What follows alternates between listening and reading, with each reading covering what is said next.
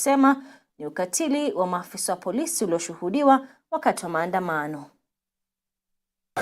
Rais wa LSK Eric Theuri amesema kwamba chama hicho kimefika mahakamani kupinga uhalali wa sheria ya fedha ya mwaka wa 2023. Kupitia notisi ya dharura, LSK inaitaka mahakama ya haki za kibinadamu kutangaza pendekezo la ushuru wa nyumba kuwa kinyume cha sheria.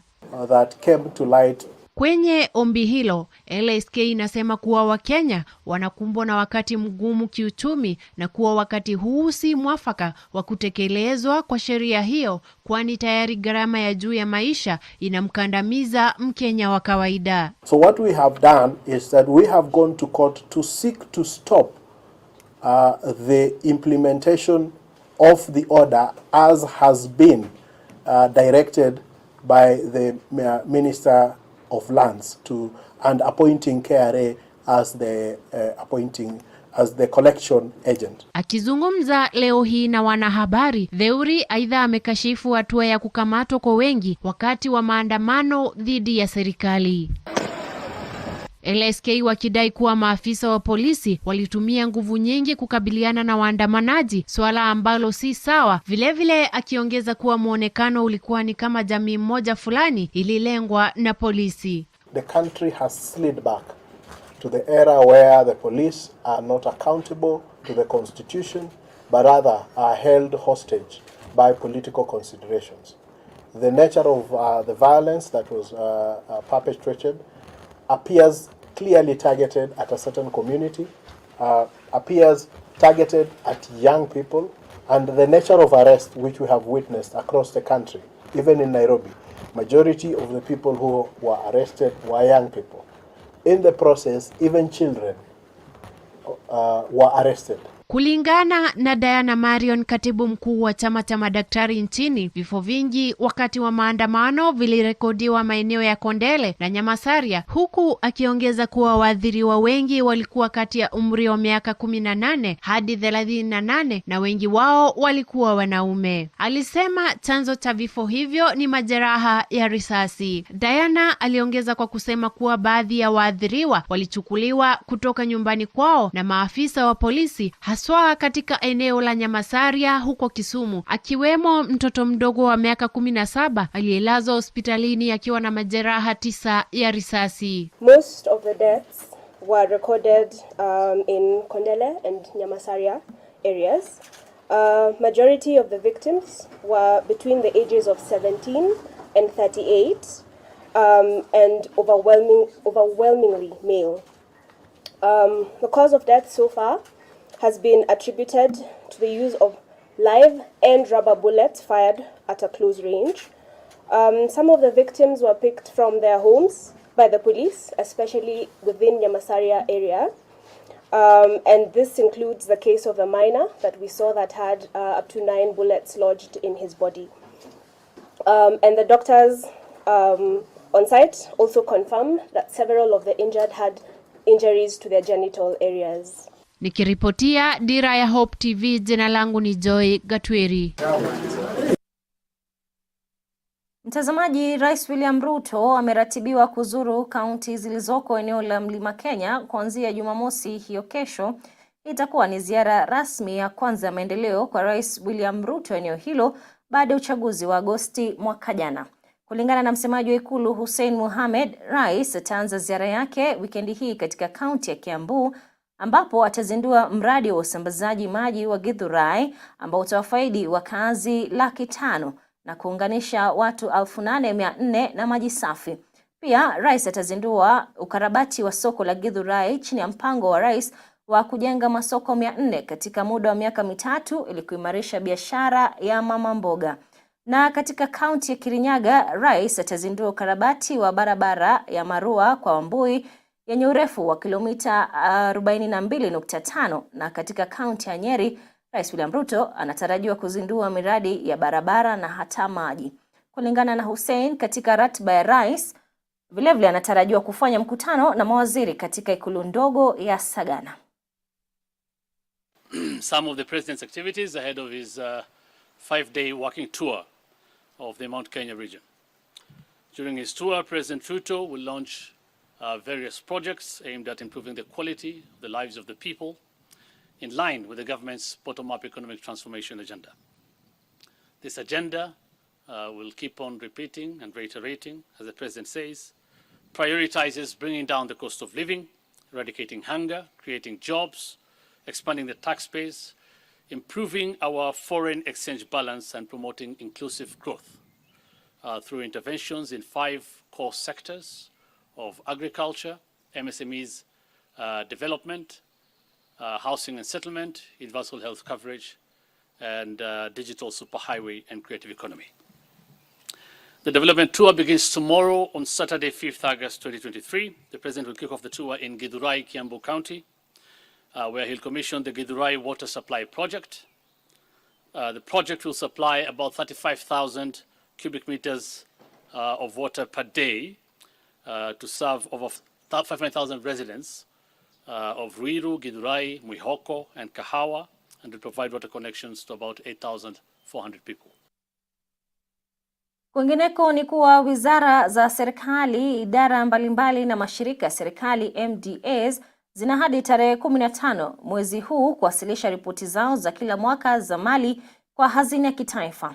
Mkuu wa mawaziri Musalia Mudavadi amesema kuwa ripoti ya 19 ya utendakazi imefikia tamati, huku akisisitiza kuwa mashirika ambayo hawajawasilisha ripoti zao za kila mwaka hazitapewa muda zaidi. Kwenye hotuba iliyosomwa kwa niaba yake na katibu mkuu wa idara ya usimamizi wa utendakazi na utoaji huduma Ann Wang'ombe huyu, Mudavadi amesema kuwa hazina ya kitaifa itakagua mali ya serikali chini ya mfumo wa usimamizi wa fedha ya umma IFMIS, hatua inayotarajiwa kutoa jukwaa la moja kwa moja au kiotomatiki linalonasa data na mali ya serikali na kutoa ripoti kutumia violezo vilivyowekwa. Governments have one goal with respect to asset management, which is to maximize the value of their investment portfolio over time while maintaining an acceptable level of risk.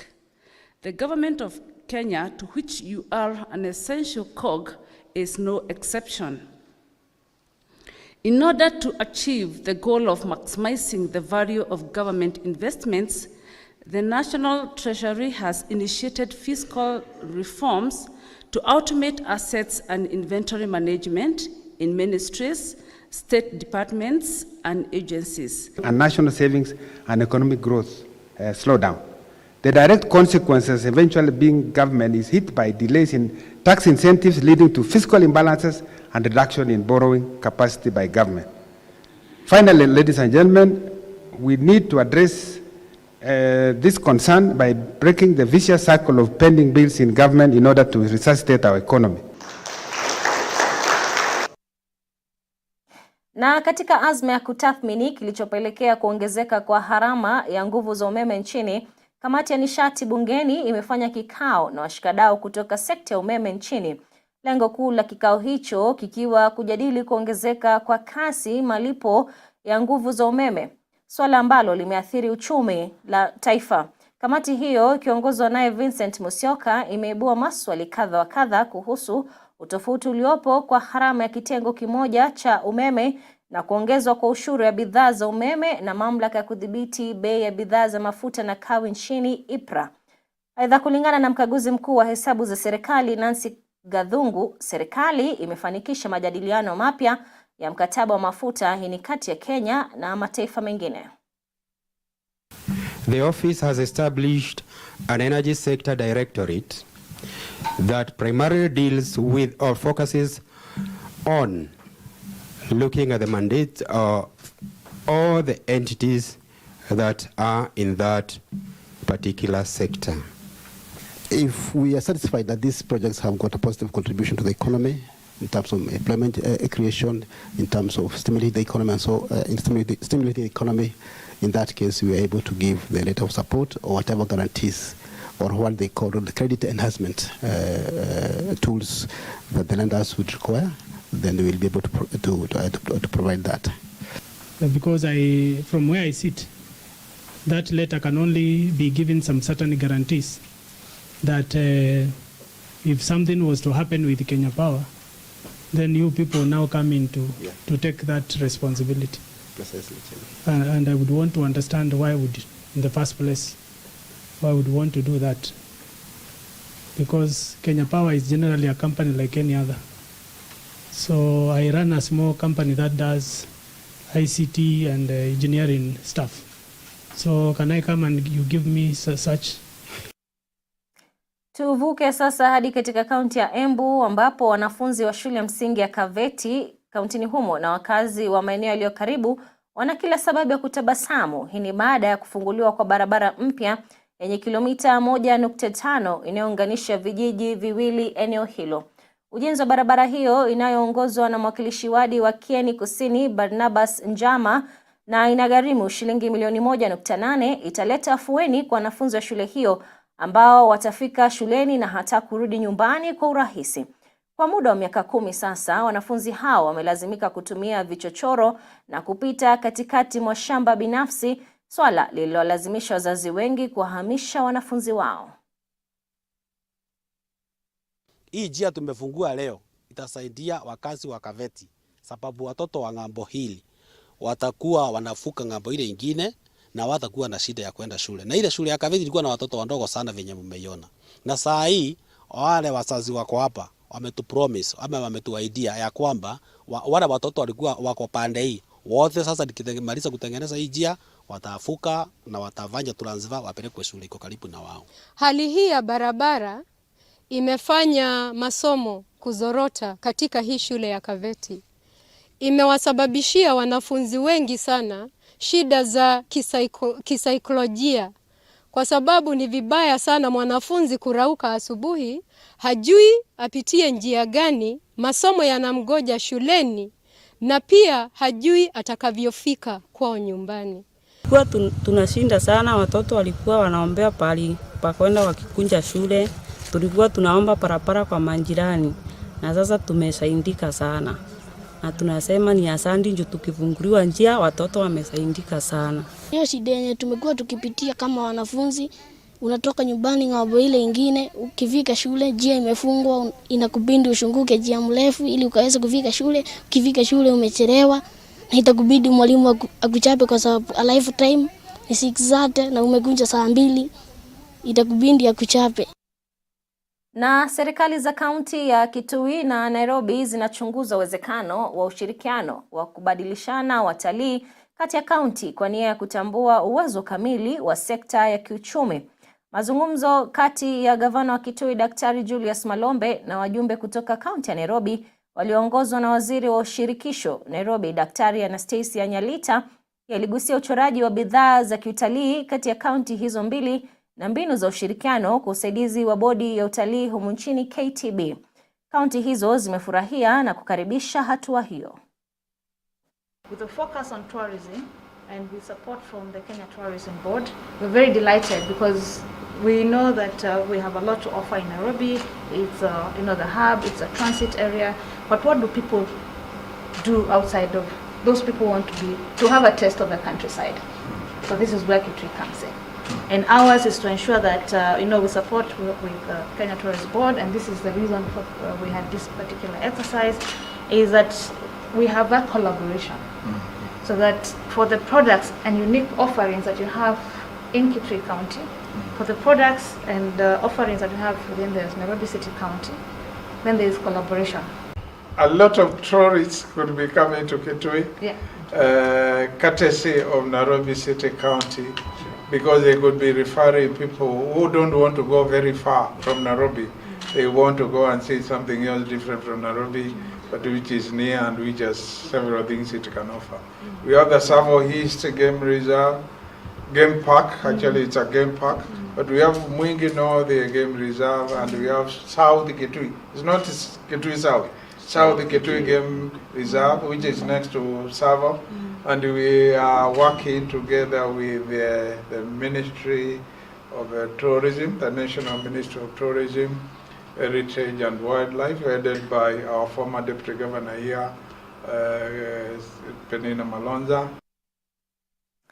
Tuvuke sasa hadi taifa la Niger ambapo viongozi wa kundi la junta lililoongoza mapinduzi nchini humo wamebatilisha mkataba wa ushirikiano na wanajeshi wa Ufaransa, uamuzi ambao unasemekana huenda ukabadilisha mapambano dhidi ya wanamgambo wa Kiislamu katika eneo hilo. Hii ni baada ya Rais Mohamed Bazoum kuondolewa madarakani wiki iliyopita, kwani taifa la kati ya wanajeshi 1000 na 1500 nchini Nigeria wakisaidia kupambana na visa vya ugaidi na makundi yanayohusishwa na Al-Qaeda na hata kundi la ISIS.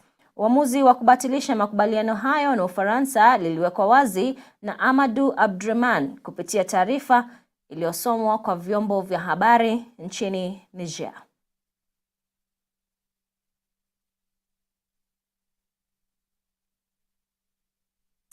Mtazamaji, taarifa hiyo inatutamatishia taarifa za Dira jioni hii leo. Shukran kwa wewe ulioambatana nasi hadi kufikia tamati. Kwa niaba ya wote waliofanikisha taarifa hizi, tunakutakia usiku mwanana ili tupatane tena papa hapa hiyo kesho, kwani bila shaka ngoma ni ile ile tutaicheza zaidi ya tulivyoicheza leo hii.